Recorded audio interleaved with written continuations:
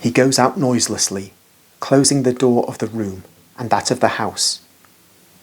He goes back to the walls, to the gate of Ephraim, or the Stecoral, or Dung Gate, because I have heard several times these two gates, which are close to each other, mentioned with these three names, perhaps because one opens on the Jericho road, which is at the bottom, a road that takes one to Ephraim, and the other is close to the Hinnom Valley, where the rubbish of the town is burnt, and they are so alike that I confuse them.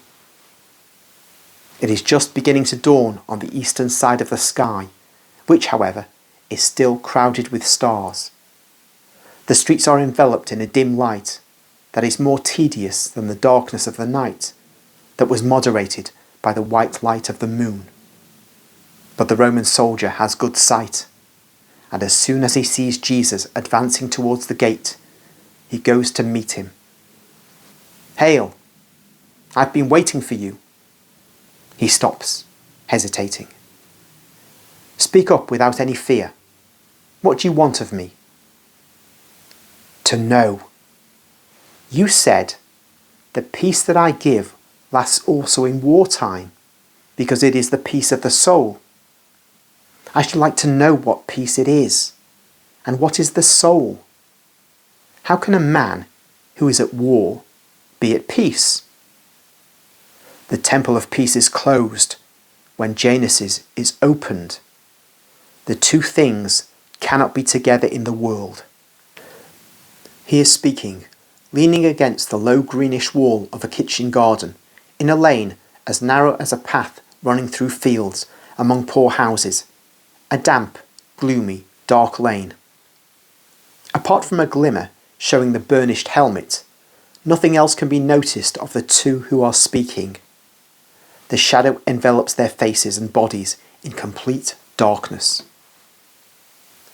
Jesus' voice sounds mild and bright because of his joy in throwing a seed of light into the heathen. It is true, peace and war cannot be together in the world. One excludes the other. But in a warrior, there can be peace, even if he is ordered to fight in a war. My peace can be in him, because my peace comes from heaven, and it is not upset by the rumble of war or the ferocity of massacres. A divine thing, it invades the divine thing that man has within himself, and is named soul. Divine? In me? Caesar is divine. I'm the son of peasants. Now I'm a private soldier. If I'm valiant, I may become a centurion, but not divine. There is a divine part in you. It is the soul. It comes from God, from the true God. So it is divine, a living gem in man, and it nourishes itself and lives with divine things: faith, peace, truth. War does not upset it. Persecutions do not injure it.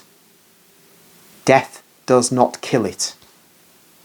Evil only, doing what is ugly, wounds or kills it, and also deprives it of the peace that I grant, because evil separates man from God. And what is evil? To be in heathenism and worship idols, when the goodness of the true God has made one know that there is the true God. Not to love one's father, mother, brothers, and one's neighbour.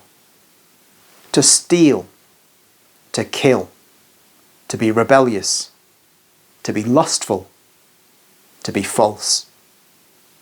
That is evil. Ah, then I cannot have your peace.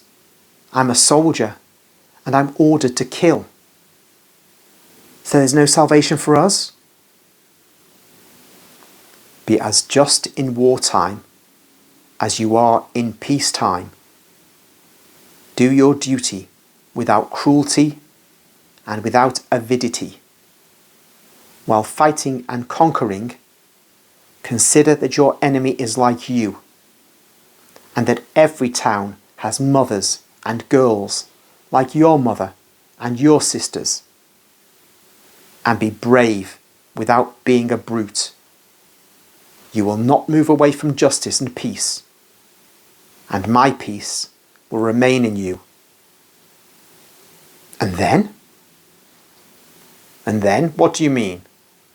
After my death, what will happen to the good I've done and to the soul that you say does not die if one does not do evil things? It lives.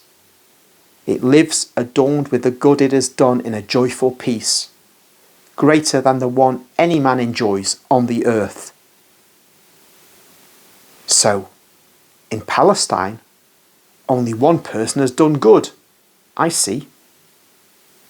Who? Lazarus of Bethany. His soul did not die. Truly, he is a just man, but many are like him, and they die without being raised from the dead, but their souls live in the true God, because the soul has another abode in the kingdom of God, and those who believe in me will enter into that kingdom. Even I, a Roman? You as well, if you believe in the truth. What is the truth? I am the truth and the way to go to the truth, and I am the life, and I give the life, because those who accept the truth accept the life. The young soldier is pensive, silent. Then he raises his face, the still pure face of a young man, and he smiles, a limpid, serene smile. He says, I will try to remember all this and to learn even more. I like it. What is your name? Vital. From Benevento. From the countryside of that town. I will remember your name. Make your spirit really vital by nourishing it with the truth. Goodbye. The gate is being opened. I'm leaving the town. Hail!